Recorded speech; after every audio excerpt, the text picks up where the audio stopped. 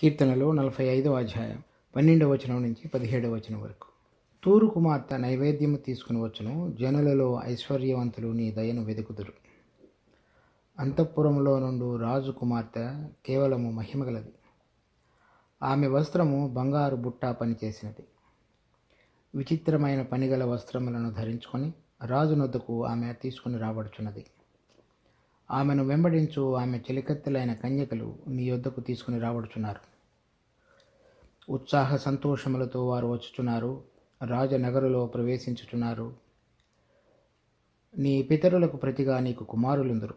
భూమి అందంతటా నీవు వారిని అధికారులుగా నియమించదవు. తరములన్నిటినూ నీ నామము జ్ఞాపకముడినట్లు నేను చేయుదును. కావున జనములు సర్వకాలము నీకు కృతజ్ఞతాస్తుతులు చెల్లించుదురు. 9వ వచనంలో రాణి ఒఫీరు అపరంజితో అలంకరించుకొని ఉన్నది, నీ కుడి పార్శ్వమున నిలుచుచున్నది అనేటువంటిది. తరువాత 13వ వచనంలో అంతఃపురములో నుండి రాజకుమార్తె కేవలము మహిమగలది, ఆమె వస్త్రము బంగారు బుట్ట పనిచేసినది. రెండింటిని గురించి ఆమె అలంకరణ ఏమన్నా ఒఫీరు అపరంజితోనూ ఆమె వస్త్రములు బంగారు బుట్ట పనిచేసిన దానితోనూ చెప్పబడినటువంటి ఆ 2 వచనాలు నిన్న మనం చూసినాం. తర్వాత ఇంకొక వస్త్రాన్ని గురించి కూడా, రాణి యొక్క వస్త్రాన్ని గురించి కూడా ఈరోజు 14వ వచనంలో చెప్పబడింది. ఆమె విచిత్రమైన పనిగల వస్త్రములను ధరించుకొని రాజు నొద్దకు ఆమె తీసుకుని రాబడుచున్నది. ఈ బంగారం అనేటువంటిది లేక అపరంజి దైవ స్వభావానికి గుర్తు.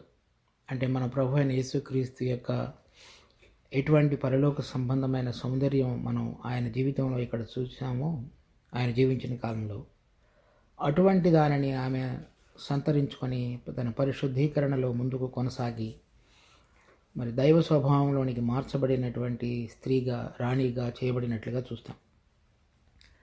తర్వాత ఇక్కడ 14వ వచనంలో చెప్పబడినటువంటి వచనంలో ఆమె విచిత్రమైన పనిగల వస్త్రములను ధరించుకుని రాజునొద్దకు ఆమె తీసుకుని రాబడుతున్నది. ఇక్కడ విచిత్రమైన పనిగల వస్త్రములు అనేవి కూడా అపరంజితో అలంకరించుకునుట లేక ఆమె వస్త్రము బంగారు బుట్ట పని చేయబడుట అనేటువంటివి ఆమె అంతరంగ స్వభావంలో జరిగినటువంటి ఆత్మ సంబంధంగా జరిగినటువంటి దైవ స్వభావికమైనటువంటి మార్పును గురించి తెలియపరుస్తున్నాయి. తర్వాత ఆమె ధరించుకునేటువంటి విచిత్రమైన పనిగల వస్త్రములు ఆమె బహిరంగంగా ఆ దేవుని యొక్క స్వభావాన్ని ఇతరుల పక్షంగా కనపరిచిన దానికి గుర్తుగా తెలియజెప్పబడింది. సో ఉదాహరణకు చూడండి, ఆదికాండం 37వ అధ్యాయం 3వ వచనం. మరియు యోసేపు ఇశ్రాయేలు వృద్ధాప్యమందు పుట్టిన కుమారుడు కనుక తన కుమారులందరికంటే ఎక్కువగా అతన్ని ప్రేమించి అతని కొరకు విచిత్రమైన నిలువుటంగి కుట్టించెను. యాకోబు తన కుమారుడైనటువంటి యోసేపును ప్రేమించడం ద్వారా ఆ ప్రేమను వ్యక్తపరుస్తూ తండ్రి కుమారుడికి కుట్టించినటువంటి వస్త్రం. ఇక్కడ తండ్రి కుమారులు అనేటువంటి సంబంధం కంటే ఇశ్రాయేలు తన ప్రేమను వ్యక్తపరచడానికి మిగిలిన కుమారులందరికంటే ఎక్కువగా అతన్ని ప్రేమించున్నాడు కనుక ఆ ప్రేమకు బదులుగా, ఆ ప్రేమను చిహ్నంగా తన కుమారుడికి విచిత్రమైనటువంటి ఒక నిలువుటంగిని కుట్టించాడు. ఇక్కడ తను అలంకరించుకున్నటువంటి ఒఫీరు అపరంజి కానీ లేక బుట్టా పనితో చేయబడినటువంటి బంగారు బుట్టా పని చేయబడినటువంటి వస్త్రము కానీ, ఆ 2 కూడా దేవుడు ఆమెలో జరిగించినటువంటి పరిశుద్ధీకరణ కార్యం. దేవుడు తన యొక్క పరిశుద్ధాత్మ ద్వారా దినదినము దేవుడు ఏది కోరుతున్నాడో అది గ్రహించుకొని ఆయన యొక్క ఆత్మ యొక్క నడిపింపుకు లోబడుతూ ప్రభు యొక్క అధికారానికి లోబడుతూ జీవించిన జీవితంలో అంతరంగంలో జరిగిన మార్పు. అలా మార్పు ప్రభువు జరిగించుతుండగా ఆమెలో, ఆ సంఘంలో ఆమె తన యొక్క ప్రేమను ప్రభు పక్షంగా ఎటువంటి విధంగా వ్యక్తపరిచిందో అది విచిత్రమైనటువంటి పనిగల వస్త్రాలకు గుర్తుగా ఉన్నది. ఏ విధంగా అయితే మనం ఇశ్రాయేలు యోసేపును ప్రేమించి అటువంటిది కుట్టించాడో, ఆ ప్రేమను వ్యక్తపరుస్తూ ఆ జయించినటువంటి విశ్వాసులు లేక రాణిగా చేయబడినటువంటి అనేక మంది విశ్వాసుల యొక్క సముదాయం ప్రభు వారిని ప్రేమించి వారి హృదయాలలో జరిగించే కార్యమునకు లోబడటం మాత్రమే కాకుండా దానికి బదులుగా వారు ప్రభువును ప్రేమించుతూ ఆ ప్రేమను వ్యక్తపరుస్తూ వారు ప్రభువును కలిసేటువంటి సందర్భంలో అలంకరించుకొనుటకు వారిలో ఉన్నటువంటి దేవుని యొక్క ప్రేమను వ్యక్తపరుస్తూ తెలియపరచబడేటువంటి ఆ వస్త్రం అన్నమాట. అది విచిత్రమైన పని గల వస్త్రం. ఒకటి, బంగారు బుట్ట పని చేసినటువంటిది దేవుడు జరిగించినటువంటి కార్యం. రెండవది, మనుషులమైనటువంటి విశ్వాసులు, జయించినటువంటి విశ్వాసుల గుంపు లేకపోతే సముదాయం, వారందరూ కూడా దేవుని ప్రేమించుతూ వారు జరిగించుతూ వారు జీవించిన జీవితానికి గుర్తుగా మార్చబడినటువంటి వస్త్రం. చూడండి, 1 యోహాను 3వ అధ్యాయం 16వ వచనం. ఆయన మన నిమిత్తము తన ప్రాణము పెట్టిన కనుక దీని వలన ప్రేమ ఎట్టిదని తెలుసుకుంటున్నాము. మనము కూడా సహోదరుల నిమిత్తము మన ప్రాణమును పెట్ట బద్ధులమైనాము. కనుక దేవుడు మనలను ప్రేమించి మన కొరకై తను తాను అప్పగించుకున్నట్టు ద్వారా నిత్య జీవం అనేటువంటి వరాన్ని ఉచితంగా విశ్వసించిన ప్రతి ఒక్కరూ పొందగలిగేటట్లుగా తెరవబడినటువంటి మార్గంలో ప్రవేశించినటువంటి విశ్వాసులందరూ కూడా తరువాత ఆయన మనపక్షంగా చేసిన దాన్ని గుర్తెరిగి ఇప్పుడు మన జీవితాలు ఆయనకు అంకితం చేయటం మాత్రమే కాకుండా ఆయనను ఏ విధంగా ప్రేమించాలో అనేటువంటిది నేర్చుకునేవారుగా చేయబడతారు. వారు ఇప్పుడు ఈ వాక్యంలో ఏం చెప్తున్నామంటే, యోహాను సువార్త 3:16లో దేవుడు లోకమును ఎంతో ప్రేమించెను కాగా తన అద్వితీయ కుమారుని యందు విశ్వాసం ఉంచువాడు నశింపక నిత్య జీవం పొందినట్లు ఆయనను మనకు అనుగ్రహించడానికి రాయబడింది. ఇక్కడ దానికి బదులు దేవుని ప్రేమ ఎట్టిదో మనం తెలుసుకుని ఆయన మన కొరకు చనిపోయిండగా మనం కూడా మరి ఆ సహోదరుల నిమిత్తము మన ప్రాణములను పెట్టబద్ధులమైనాం. ఒకటి, దేవుని నుంచి మనం పొందినది. రెండవది, మనము దేవుడి ప్రేమను రుచి చూచిన తరువాత ఇతరుల కొరకు దేవుని ప్రేమను వ్యక్తపరుస్తూ జీవించిన జీవితానికి గుర్తుగా ఉంది. ఒకటి, దేవుడు మనలో జరిగించిన కార్యాన్ని బట్టి అంతరంగంలో ఆ దైవ స్వభావాన్ని సంతరించుకొనుచున్నటువంటి బిడ్డలు, విశ్వాసులు ఏ విధంగా దేవుని యొక్క ప్రేమను ఇతరుల పక్షంగా వ్యక్తపరిచేటువంటి జీవితాన్ని కలిగి ఉంటారో దానికి గుర్తుగా ఉంది. అపరంజితో అలంకరించుకున్నట, బంగారు బుట్టా పని చేయుట, ఆ రెండు కూడా దేవుడు మనలో జరిగించినటువంటి దైవ స్వాభావికమైన కార్యాలు. విచిత్రమైన పనిగల వస్త్రములు. అటువంటి స్వభావం యొక్క మార్పు స్వభావాన్ని కలిగినటువంటి బిడ్డలు దేవుని ప్రేమను రుచి చూచిన తరువాత ఇతరులను వారి వారి జీవితాలలో ఏ విధంగా దేవుడు కల్పించిన అవకాశాల్లో అదే ప్రేమను ఇతరుల పక్షంగా వ్యక్తపరచాలో దాని గురించి జీవించిన జీవితాన్ని వారు విచిత్రమైన పని కలిగినటువంటి వస్త్రములుగా మార్చుకొని దేవుని ఎదుట కనబడేటువంటి బిడ్డలుగా ఉన్నారు. చూడండి, 1 యోహాను 4వ అధ్యాయం 16-17 వచనాలు. మన ఎడల దేవునికి ఉన్న ప్రేమను మనం ఎరిగిన వారమై దాన్ని నమ్ముకుని ఉన్నాము. దేవుడు ప్రేమస్వరూపి అయి ఉన్నాడు. ప్రేమ యందు నిలిచి ఉండేవాడు దేవుని యందు నిలిచి ఉన్నాడు, దేవుడు వాని యందు నిలిచి ఉన్నాడు. తీర్పు దినమందు మనకు ధైర్యం కలుగునట్లు దీని వలన ప్రేమ మనలో పరిపూర్ణము చేయబడినది. ఎలయనగా ఆయన ఎట్టివాడై ఉన్నాడో మనము కూడా ఈ లోకములో అట్టివారమై ఉన్నాము. ఎప్పుడు దేవుని యొక్క ప్రేమ పరిపూర్ణం చేయబడుతుంది అంటే, మనము దేవుని యొక్క ప్రేమను అపరిమితంగా రుచి చూచి ఆయనలో ఉన్నటువంటి ప్రతి ఆశీర్వాదాన్ని పొందినప్పుడు మాత్రం కాదు, పొందినప్పుడు కాదు, ఆ పొందినటువంటి ఆ ప్రేమ యొక్క విలువను, మార్పు చెందిన మన జీవితాన్ని ఇతరుల పక్షంగా మనం వ్యక్తపరిచి ఆ ప్రేమ యొక్క లోతును ఏదైతే మనం ప్రభువులో రుచి చూడగలిగామో అదే ప్రేమను ఇతరుల పక్షంగా మనం కనపరచగలిగినప్పుడు ఆ ప్రేమ పరిపూర్ణమవుతుంది.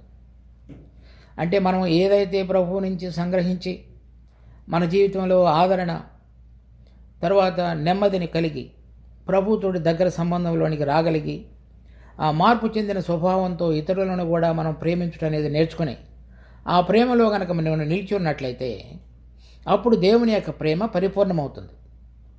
మనం కేవలము ప్రభువు నుంచి మాత్రమే ప్రేమను పొంది రుచి చూచి ఆ ప్రేమను కనుక ఇతరుల పక్షంగా వ్యక్తపరిచేటువంటి విషయంలో కనుక మనం సరైన విధంగా లేకపోతే, అంటే దేవుడు ఏ విధంగా మనలను ప్రేమించాడో మనము సహోదరులను ఆ విధంగా ప్రేమించలేని స్థితిలో కనుక మన హృదయం కనుక ఉన్నట్లయితే అప్పుడు దేవుని యొక్క ప్రేమ మనలో పరిపూర్ణమైనట్లు కాదు. ఆ విచిత్రమైన పని కలిగిన వస్త్రములు ఏంటంటే, ఎవరైతే దేవుని యొక్క ప్రేమను రుచి చూచారో అదే ప్రేమను ఇతరుల పక్షంగా కనపరచగలిగారో, అంటే తాము స్వయం జీవితాన్ని పూర్తిగా ఖాళీ చేసుకొని దేవుని యొక్క ఉద్దేశం కొరకు వాళ్ళ జీవితాలను ఫణంగా పెట్టి ఇతరులను ప్రేమించే విషయంలో దేవుడు ఏ విధంగా ఒక మనిషిని ప్రేమిస్తాడో అటువంటి ప్రేమను వాళ్ళ జీవితాల ద్వారా వ్యక్తపరిచారో అప్పుడు దేవుని యొక్క ప్రేమ పరిపూర్ణమవుతుంది. అటువంటి ప్రేమను ధరింప చేయగలిగినటువంటి వస్త్రమే ఆ విచిత్రమైన పని కలిగినటువంటి వస్త్రం. కనుక మన జీవితంలో ఆ రాణి యొక్క దర్జాలోనికి చేరగలగటానికి, మనలో దేవుడు జరిగించే కార్యమునకు మనం అడ్డం పడకుండా ఆత్మ ద్వారా నడిపించబడి దినదినము జరిగించుతున్నటువంటి మార్పును మనం చక్కగా ఆస్వాదించి ఆనందించగలగడం. అవి అనేక సార్లు ఇబ్బందికరమైన పరిస్థితుల్లో కూడా వెళితేనే కానీ మనలో ఉన్నటువంటి మస్టు ఎంతో భ్రష్టు పట్టినటువంటి మన జీవితాలు మార్చబడలేవు. వాటి యందు ఆనందించుతూ దైవ స్వభావంలోనికి మార్చుతున్నటువంటి తన ప్రక్రియను కొనసాగించుతున్న జీవితంలో దేవుడు మన కన్నులను, హృదయంలో ఉన్న అంతరంగమైన కన్నులను తెరచి ఇతరుల పక్షంగా అటువంటి ప్రేమను కుమ్మరించినప్పుడు ఆ తెరవబడినటువంటి నూతనమైన వెలుగులో ఇతరుల యొక్క అవసరతలను, వారిని ఏ విధంగా ప్రేమించాలో చూడగలిగినటువంటి మనసు మనకు కలిగి ఉన్నట్లయితే అప్పుడు దేవుని ప్రేమ వారిలో పరిపూర్ణమయ్యి ఆ విచిత్రమైన పని కలిగినటువంటి కుట్టు వస్త్రాలుగా మనం దేవుని ఎదుట కనబడగలగటానికి పనికొచ్చేటువంటి సాధనంగా చేస్తాడు. ఈ రాణి ఈ విధంగా ఆ 3 రకాలైనటువంటి వస్త్రాలంకరణలతో, ఆభరణములతో నింపబడి దేవుని ఎదుట, ప్రభు ఎదుట, రాజు ఎదుట ప్రత్యక్షం కానైనది.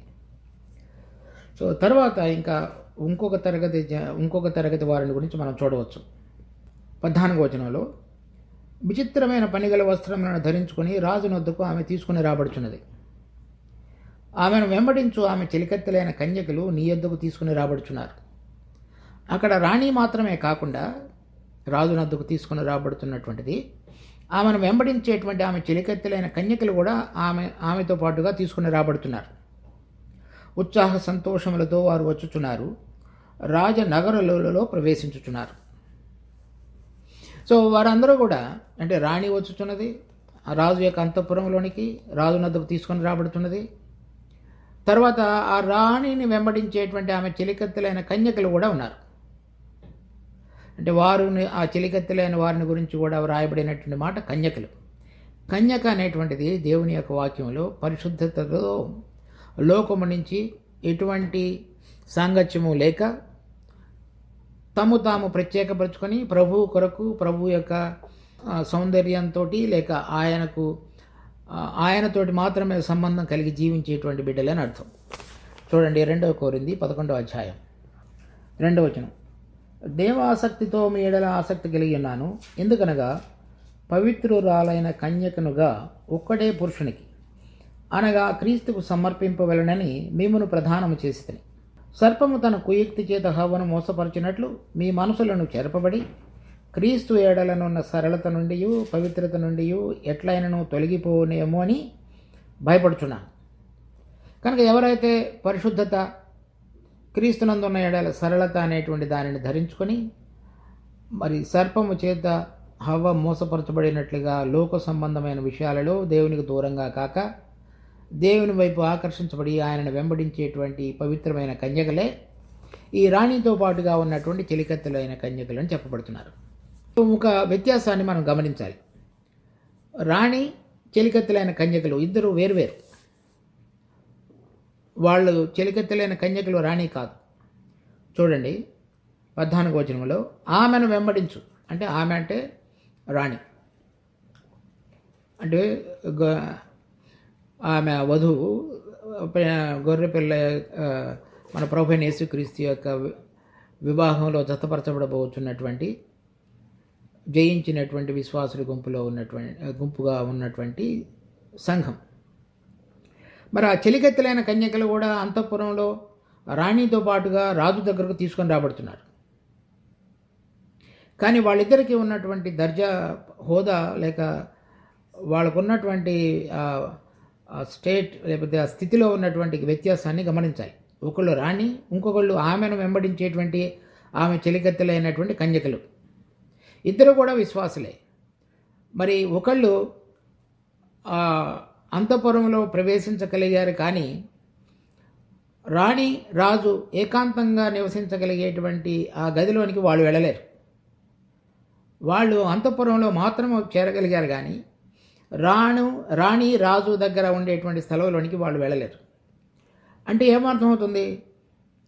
ఆమె అపరంజితోటి, తర్వాత బంగారు బుట్ట పని చేసిన దాంతో, విచిత్రమైన కుట్టు వస్త్రములు కలిగినటువంటి వస్త్రధారణతోటి ఉన్నటువంటి రాణి వలె వీళ్ళు ఆ విధంగా లేరనేది అర్థమవుతుంది. వీళ్ళ యొక్క దర్జా అది వాళ్ళు కూడా పరలోకంలో ప్రవేశించి రాజు యొక్క అంతఃపురంలో ప్రవేశించగలగటానికి పనికొచ్చేటువంటి యోగ్యులుగా ఎంచబడిన వారే. కానీ కొంచెంలో వాళ్ళకి వీళ్ళకి మధ్యలో వ్యత్యాసాన్ని దేవుడు ఉంచాడు. మన ప్రభు రాబోయే దినాల్లో ఆయన తిరిగి మహిమలో ఇక్కడికి భూమి మీదకి రాబోతున్నాడు. వచ్చినప్పుడు ఆయన 1000 సంవత్సరాలు రాజ్య పరిపాలన భూమి మీద స్థాపించబోయేవాడుగా ఉన్నాడు. ఆయన రాబోయే ముందుగా ఈ లోకంలో రకరకాలైనటువంటి మార్పులు, విచిత్రమైనటువంటి విషయాలు జరగబోతున్నాయి. ఆ విషయాలన్నీ కూడా ప్రకటన గ్రంథంలో పొందుపరచబడ్డాయి. ఆ వ్రాయబడినటువంటి అనేక విషయాలలో ఎవరైతే శ్రమలు చూడక మునుపే ప్రభు యొక్క రాకడకు తాము సిద్ధపరచుకున్నారో వారందరూ కూడా ముందుగానే లేవనెత్తబడేవారుగా చేయబడతారు. వారు దేవుని యొక్క సింహాసనం వద్దకు సరాసరి తీసుకుని వెళ్ళబడతారు. ప్రత్యక్షంగా దేవుని యొక్క సింహాసనం వద్దకు కొనిపోబడతారు. వారిని గురించి ప్రకటన గ్రంథం 12వ అధ్యాయంలో రాయబడినది. తర్వాత వారు ఒక 2 వచనాలు దాని గురించి చూద్దాం. ప్రకటన గ్రంథం 12వ అధ్యాయం 1వ వచనంలో, అప్పుడు పరలోకమందు ఒక గొప్ప సూచన కనబడెను. ఇది పరలోకంలో జరగబోతున్నటువంటి ఒక సంఘటన, ఇంకా జరగబోయే విషయం. ఎందుకంటే ప్రకటన గ్రంథం 4వ అధ్యాయంలో 1వ వచనం, ఈ సంగతులు జరిగిన తరువాత నేను చూడగా అదుగో పరలోకమందు ఒక తలుపు తెరవబడి ఉండెను. మరియు నేను మొదట వినిన స్వరము బూరధ్వని వలె నాతో మాటలాడగా వెంటనే ఆ మాటలాడినవాడు, ఇక్కడికి ఎక్కిరము, ఇక మీదట జరగవలసిన వాటిని నీకు కనపరచదును అన్నాను. అంటే ఈ యోహాను అనేటువంటి అపోస్తలుడు రాసినటువంటి ఈ ప్రకటన గ్రంథం దాదాపు ఒక AD 100 సంవత్సరంలో రాయబడింది. అంటే 100 సంవత్సరాల తర్వాత లేకపోతే 70 సంవత్సరాల తర్వాత రాశారు. AD 100. ఆ 100 సంవత్సరాలు అంటే ప్రభు అయిన యేసుక్రీస్తు ఈ లోకానికి వచ్చి చనిపోయి తిరిగి లేచి పరలోకానికి ఎక్కిపోయిన తరువాత వ్రాయబడినటువంటి ఈ ప్రకటన గ్రంథం. దాని తర్వాత చెప్తున్నాడు, జరగబోయే సంగతులను నీకు చూపిస్తానని చెప్తున్నాడు. అంటే అంతకు మునుపు ఏదైతే ప్రభు యేసుక్రీస్తు సందర్భంగా అనేక విషయాలు జరిగి ఉన్నావో అవి కాదని అర్థం. ఇప్పుడు మనం చదివినటువంటి 12వ అధ్యాయం విషయంలో పరలోకమందు ఒక గొప్ప సూచన కనబడింది. ఆ సూచన ఏంటంటే 5వ వచనంలో ఉంది, సమస్త జనములను ఇనుపదండముతో ఏలనయ్యన్న ఒక మగ శిశువును ఆమె కనగా ఆమె శిశువు దేవుని యొద్దకును ఆయన సింహాసనం వద్దకును కొనిపోబడెను. ఆ మగ శిశువు దేవుని యొక్క సింహాసనం వద్దకు వెళ్ళిపోయింది డైరెక్ట్గా. వాళ్ళు ఇనుపదండముతో భూలోకములో ఉన్నటువంటి జనములందరినీ కూడా ఎలబోతున్నారు. ప్రకటన గ్రంథం 2వ అధ్యాయం 26వ వచనం నుంచి, నేను నా తండ్రి వలన అధికారము పొందినట్టు జయించుచు అంతం వరకు నా క్రియలు జాగ్రత్తగా చేయువానికి జనుల మీద అధికారం ఇచ్చెదను. అతడు ఇనుపదండముతో వారి నీలును, వారు కుమ్మరువాని పాత్రల వలె పగలగొట్టబడుదురు. ఇది 24వ వచనంలో చూస్తే, తొయితైరాలో కడమ వారైన వారితో అని చెప్తున్నాడు. అంటే తొయితైరాలో ఉన్నటువంటి సంఘానికి, ఆ సంఘంలో జయించేటువంటి విశ్వాసులకు దేవుడు ఆ సంఘాన్ని గురించి రాసినటువంటి పత్రికలో చెబుతున్నటువంటి మాటలు. ఎవరైతే జయించుతారో వారికి జనుల మీద అధికారం ఇస్తానని. అలాంటిదే ఈ ప్రకటన గ్రంథం 12వ అధ్యాయం 5వ వచనంలో కూడా జయించిన వారు కనుక వీరందరూ కూడా తండ్రి యొక్క సింహాసనం వద్దకు సరాసరి తీసుకుని వెళ్ళబడ్డారు. సో వారిని గురించి రాయబడినటువంటి మాటలు ఏంటంటే 11వ వచనంలో, వారు గొర్రెపిల్ల రక్తమును బట్టి తామిచ్చిన సాక్ష్యమును బట్టి వారిని జయించున్నారు, కానీ మరణము వరకు తమ ప్రాణములను ప్రేమించిన వారు కారు. వారు ఇతరులను ప్రేమించారు, కానీ మరణం వరకు తమ ప్రాణములను ప్రేమించిన వారు కారు. 1 యోహాను 3వ అధ్యాయం 16వ వచనంలో ఏదైతే మనం చూచున్నామో, ఏ విధంగా దేవుడు మొదట మనలను ప్రేమించి తన కుమారును మన కొరకై అర్పించుండగా ఇప్పుడు మన సహోదరుల కొరకు ప్రాణము పెట్ట బద్ధులమైనామని వీరు దేవుని కొరకు జీవించే విషయంలో, దేవుడు వారిలో జరిగించిన కార్యాన్ని ప్రకటించగలిగే విషయంలో తమ ప్రాణములను అంతం వరకు ప్రేమించిన వారు కారు. అంటే చనిపోవడానికి ఇష్టపడినటువంటి జీవితాన్ని కలిగి జీవించిన వారు అని అర్థం. వారందరూ కూడా ఆ మొదటి దర్జాలో, అంటే రాణి యొక్క దర్జాలోనికి ప్రవేశించిన వారు. అపరంజితో అలంకరించుకొని బంగారు బుట్ట పనితో చేయబడినటువంటి వస్త్రములు, విచిత్రమైన కుట్టు కలిగినటువంటి వస్త్రములు ధరించుకునేటువంటి సంఘం లేదా జయించిన విశ్వాసులు. చెలికత్తెలైన కన్యకులు వీరు మొదట గుంపులోనికి వెళ్ళిపోయిన తరువాత రెండవసారి ప్రకటన గ్రంథం 14వ అధ్యాయం 14వ వచనం, మరియు నేను చూడగా ఇదిగో తెల్లని మేఘము కనబడెను, మనిషి కుమారుని పోలిన ఒకడు ఆ మేఘము మీద ఆసీనుడైండెను. ఆయన శిరస్సు మీద సువర్ణ కిరీటమును, చేతిలో వాడిగల కొడవలియు ఉండెను. ఈ తెల్లని మేఘం మీద కనబడిన మనిషి కుమారుని పోలిన ఒకడు అనగా మన ప్రభు అయిన యేసుక్రీస్తు. మొదటి తెస్సలోనికీయులు 4వ అధ్యాయం, తర్వాత మొదటి కొరింథీ 15వ అధ్యాయం, ఆ రెండింటిలో కూడా మన ప్రభు మేఘారూఢుడై రాబోతున్నాడు అనేది మనం చదువుతున్నాం. ఆయన వచ్చినప్పుడు మధ్యాకాశంలో ఆయన జయించినటువంటి విశ్వాసులు మొదటి గుంపులో, అంటే సరాసరి దేవుని యొక్క సింహాసనం వద్దకు కొనిపోబడకుండా మిగిలినటువంటి విశ్వాసులు ఎవరైతే ఉంటారో వాళ్లను మధ్యాకాశంలోనికి లేవనెత్తేవాడుగా ఉన్నాడు. సో ఆ చెలికత్తెలైన కన్యకలు ఎవరంటే ఆ మధ్యాకాశంలో ప్రభువును కలిసిన వారు, రాణివ దర్జాలోనికి చేరిన వారు, సరాసరి తండ్రి అయిన దేవుని సింహాసనం వద్దకు చేరినవారు. వీళ్ళు కొంతకాలము శ్రమ రుచి చూచిన తరువాత ప్రభువును ఎదుర్కొనినవారు, ప్రభు చేత లేవనెత్తబడి మధ్యాకాశంలో ప్రభువును కలిసిన వారు. వారు శ్రమను రుచి చూడకుండానే, అటువంటి శ్రమ కాలంలో జీవించినట్లుగానే తమ జీవితాలను, మరణమును ప్రేమించకుండా ప్రభు యొక్క సాక్ష్యం కొరకు జీవించినటువంటి విశ్వాసులు వారి జీవితాలలో ప్రభు ఏదైతే పరిశుద్ధీకరణ కార్యాన్ని, ఏ ఆభరణాలు, ఏ బుట్టా పని, ఏ విచిత్రమైన వస్త్రములు వారందరిలో ప్రభు చూడగలిగాడో వారందరూ కూడా లేవనెత్తబడినవారు. వీరిలో ఇంకా కొంచెము మిగిలి ఉండటం చేత అటువంటి కార్యం శ్రమకాలంలో కూడా వెళ్ళిన తరువాత ప్రభు మధ్యాకాశంలోనికి వచ్చి వారిని లేవనెత్తబడినటువంటి గుంపులో ఉన్నవారు. ఆ రెండింటి యొక్క వ్యత్యాసాన్ని మనం గమనించాలి. కనుక ఎవరైతే ఇప్పుడు మనకు కలిగినటువంటి అవకాశంలో ప్రభువును ఏ విధంగా ప్రభు యొక్క ప్రేమను మనం రుచి చూశామో అటువంటి ప్రేమను ఇతరుల పక్షంగా కనపరచగలగటానికి దేవుడు మనలో జరిగించుతున్నటువంటి అపరిశుద్ధ కార్యమునకు బహిరంగంగా మనం వ్యక్తపరుస్తూ జీవించగలిగినటువంటి జీవితాన్ని ప్రభువు చూస్తాడు. ఆ అపరంజితో అలంకరణ, బుట్టా పనితో చేయబడినటువంటి వస్త్రములు, మన ప్రేమను వ్యక్తపరుస్తూ కుట్టబడినటువంటి వస్త్రములు మనం ధరించుకొని ఆయనను సన్నిధికి చేరగలుగుతాం.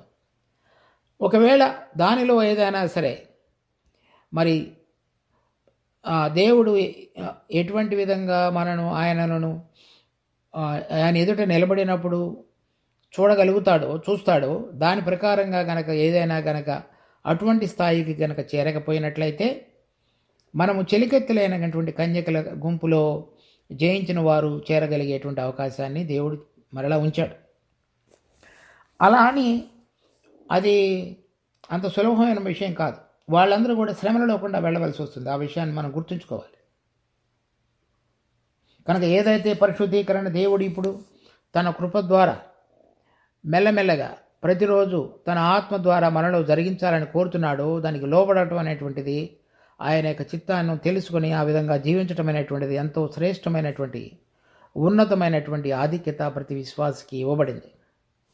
కనుక ఈ కృపా సమయంలో మనకు కలిగినటువంటి ఆధిక్యతను మనం నిరర్ధకం చేసుకోకుండా చక్కటి అవకాశాలన్నిటినీ కూడా లోబడుతూ మన స్వయాన్ని ఖాళీ చేసుకుంటూ మన పాత స్వభావాన్ని కల్వరి సిలువలో ఉంచబడినటువంటి జీవితాన్ని కలిగి చక్కగా జీవించగలిగినదే మనము దేవుడు మనల్ని సిద్ధపరిచి ఆయన కోరినటువంటి గుంపులోనికి చేర్చగలడు.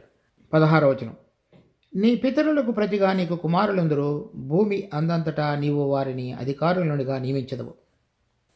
వారు నీకు పితరులకు ప్రతిగా నీకు కుమారులందరూ అంటే మనము 10వ వచనంలో చూస్తున్నాము, కుమారి ఆలకించము, చెవియొగ్గుము, నీ స్వజనమును, నీ తండ్రి ఇంటిని మరోము.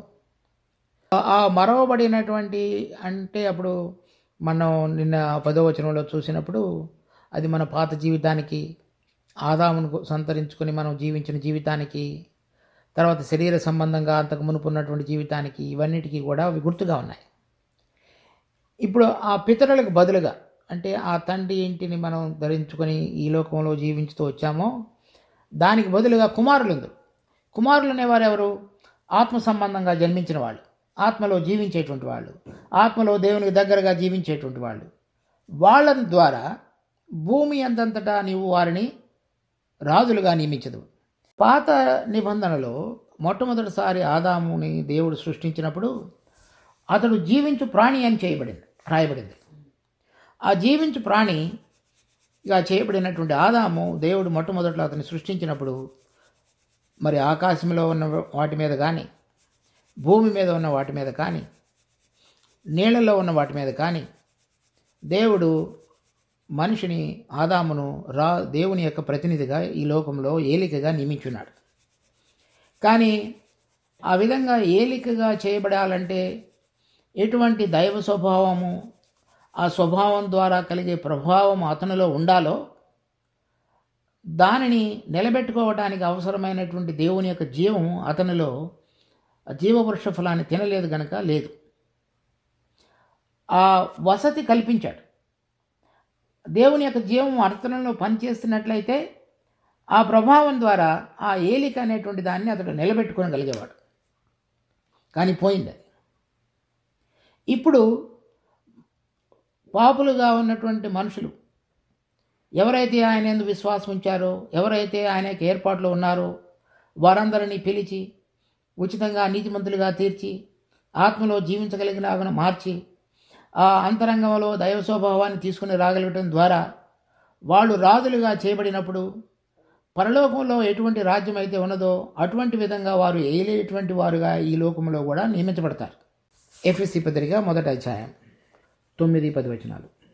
కాలం సంపూర్ణమైనప్పుడు జరగవలసిన ఏర్పాటును బట్టి ఆయన తన దయా సంకల్పము చొప్పున తన చిత్తమును గూర్చిన మర్మమును మనకు తెలియజేసి మనకు సంపూర్ణమైన జ్ఞాన వివేచన కలుగుటకు ఆ కృపను మన ఎడల విస్తరింపచేసిన. ఈ సంకల్పమును బట్టి ఆయన పరలోకములో ఉన్నవే కానీ, భూమి మీద ఉన్నవే కానీ సమస్తమును క్రీస్తునందు ఏకముగా సమకూర్చుకునవలని తనలో తాను నిర్ణయించుకున్నాడు. కనుక కాలం సంపూర్ణమైనప్పుడు జరగవలసిన ఏర్పాటును బట్టి అంటే వచ్చేటువంటి యుగంలో భూలోకంలో ఉన్నటువంటి విషయాలు, పరలోకంలో ఉన్న విషయాలు రెండింటి మీద మన ప్రభువైన యేసుక్రీస్తు రాజుగా నియమించబడి వాటన్నిటినీ ఏలేటువంటి ఏలికగా ఉంటాడు. ఈ రాణి యొక్క దర్జాలో చేరిన వారు, తర్వాత మధ్య ఆకాశంలో లేవనెత్తబడి రాణిని వెంబడించినటువంటి ఆమె చెలికత్తెలైన కన్యకలు, వారందరూ కూడా ప్రభువుతో పాటుగా రాజ్యం చేసేవారుగా చేయబడతారు. చూడండి, ప్రకటన గ్రంథం 1వ అధ్యాయం 6వ వచనం. మనలను ప్రేమించుచు తన రక్తము వలన మన పాపముల నుండి మనలను విడిపించిన వానికి మహిమయు ప్రభావమును యుగయుగములు కలుగునుగాక. ఆమెన్. ఆయన మనలను తన తండ్రి యొక్క దేవునికి ఒక రాజ్యముగాను యాజకులనుగాను చేసిన. రాజ్యముగా చేయబడటం రాజులుగా చేయబడుట అని అర్థం. అంటే అధికారాన్ని నిర్వహించేటువంటి వారుగా చేయబడుట అని అర్థం. తర్వాత 5వ అధ్యాయం 9-10 వచనాలు. ఆ పెద్దలు, నీవు ఆ గ్రంథమును తీసుకొని దాని ముద్రలను విప్పుటకు ఏగుడవు. నీవు వధింపబడిన వాడవై నీ రక్తమిచ్చి ప్రతి వంశములోను ఆయా భాషలు మాట్లాడు వారిలోను ప్రతి ప్రజలోను ప్రతి జనములోను దేవుని కొరకు మనుషులను కొని మా దేవునికి వారిని ఒక రాజ్యముగాను, అంటే ఇక్కడ కూడా ఆయనతో పాటు అధికారం చేసేటువంటి వారు అని అర్థం, యాజకులుగా చేసితివి. వారు భూలోకమందు ఏలుదురని కొత్త పాట పాడుదురు. ఆ రాజులుగా చేయబడినటువంటి వారు భూలోకమందు ఏలుదురు. సో ఇక్కడ మనం 45వ అధ్యాయంలో చూసిన 16వ వచనంలో నీ పితరులకు బదులుగా నీ కుమారులు, అంటే ఆదామును పోలినటువంటి ప్రాణ సంబంధమైన జీవితానికి బదులుగా అది పాత జీవితం పితరులు. క్రొత్త జీవితం ఆత్మలో వెలిగించబడి, ఆత్మ ద్వారా నడిపించబడి, ఆత్మలో పరిశుద్ధీకరణ కార్యాన్ని సంపూర్ణం చేసి దేవుని యొక్క ప్రేమను వ్యక్తపరుస్తూ దైవ స్వభావాన్ని సంతరించుకున్నటువంటి బిడ్డలను భూలోకములో ఏలికలుగా ప్రభువు నియమించేవాడుగా ఉన్నాడు. కనుక మనం విశ్వాసులు అనేటువంటి వారు పిలువబడినటువంటి పిలుపు యొక్క ఔన్నత్యాన్ని మనం గుర్తించాలి.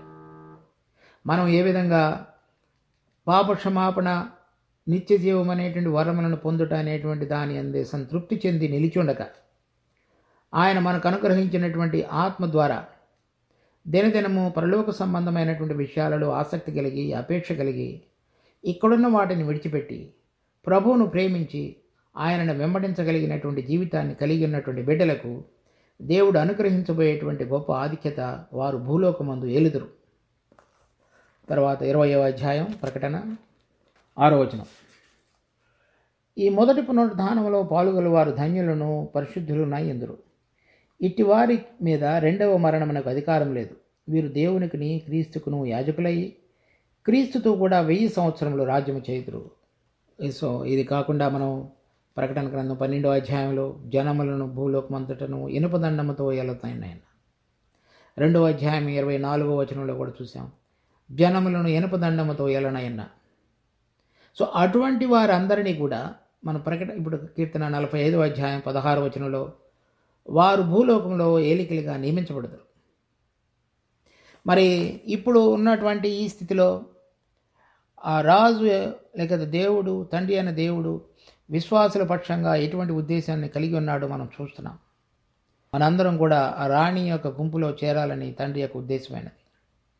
మనం ఆ విధంగా చేరగలగటానికి అవసరమైనటువంటి పరిశుద్ధాత్మని వరాన్ని, మరి ఆయన యొక్క ఉద్దేశాలను చక్కగా తెలియపరుస్తూ మన భాషలో మనకు అందించిన దేవుని వాక్యాన్ని మనకు అనుగ్రహించున్నాడు.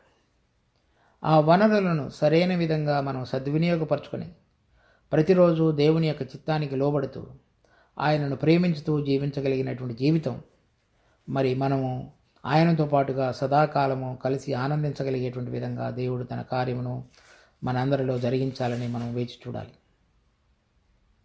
దేవుడు ఈ వాక్యమును ఆశీర్వదించునుగాక. ప్రార్థించుకుందాం.